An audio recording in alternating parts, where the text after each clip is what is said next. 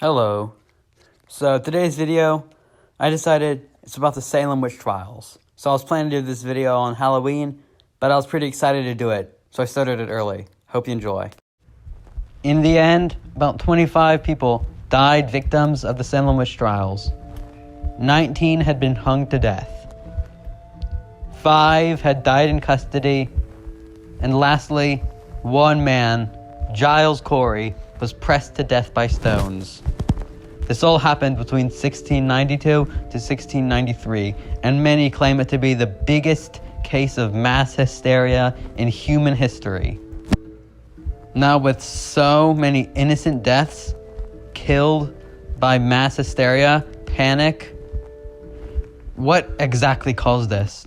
And such a commonly referenced thing in pop culture, what really is it? What really is the dark truth?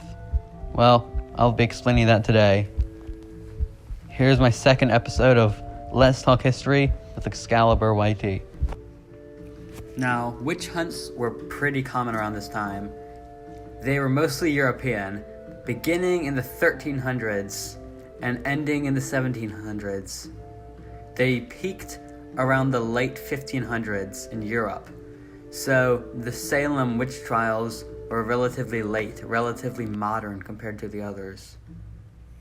So it started with a few girls acting weird. Now, you must note that 2 of these are relatives of the new preacher named Samuel Parris. Now, he kind of ripped the village in half of people who approved of him and people who didn't. This is taking place in Massachusetts Bay Colony, known today as Danvers, and Salem Village. So note that. Now, these girls were having compulsive fits, vomiting, acting like they're possessed by the devil, and of course, back in the day, people would blame witchcraft, but that is not the case, of course. The real cause could have been a mixture of epilepsy, asthma, Lyme disease, or child abuse. So now the village is already pretty strained because of Samuel Parris, and now, of course, you know what happened back then. All the colonies of America were in pretty bad shape because they're relatively new, wars with the Native Americans, starving, winter.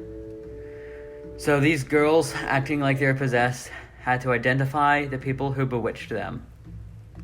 This is who they said: Sarah Osborne, Sarah Good, and Tituba. Now, Tituba was a slave of Samuel Parris.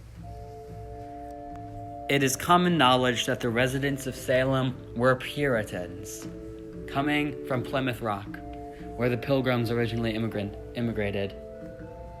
So, of course, they're very, very conservative, very, very Christian.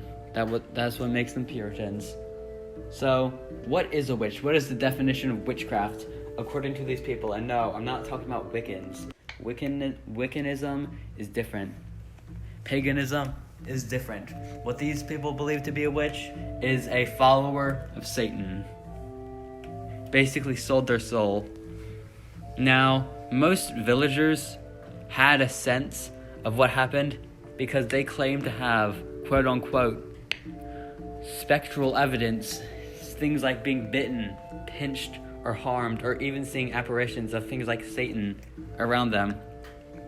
These instances of spectral evidence is what proved massively that these women may have been, quote-unquote, remember the quote-unquote, witches. Now, these are the people that have been killed for being witches: Rebecca Eames, Mercy Lewis, Dorcas Hoare, Abigail Hobbs, Dorothy Good, who remember is a child, Abigail Faulkner, Sarah Good, the mother of Dorothy Good, Rebecca Nurse. Now, Sarah Good and Rebecca Nurse both, when accused of witchcraft, accused the judge of being a wizard. Bridget Bishop, Martha Corey, and Giles Corey. Now, Martha was hung, and Giles Corey is the husband of Martha Corey, and he was stoned to death. They kept placing stones on him until eventually he died. But his eyes were bulging out, he was dying, And he just kept saying, add more stones, just add more stones. We have George Burroughs, Martha Carrier, John Proctor, George Jacobs, Sarah Osborne, Mary Easty, Mary Parker, Susanna Martin, John Willard, Samuel Wardwell, Ann Foster, and Roger Toothaker. And now 140 to 150 were arrested. So the reason that I believe, and most other people would agree, that everyone stayed quiet is because of fear that they too would be accused of being a witch. Because everyone was being accused of being a witch. And everyone here has their own story. But let's bring it to an end now. Now, Governor Sir William Phillips in 1693 heard that his own wife was accused of witchcraft. And that's when he ended it. Because he realized, man, this is crazy. What are we even doing here? So he fortunately brought the Salem witch trials to an end in 1693, a year after they started.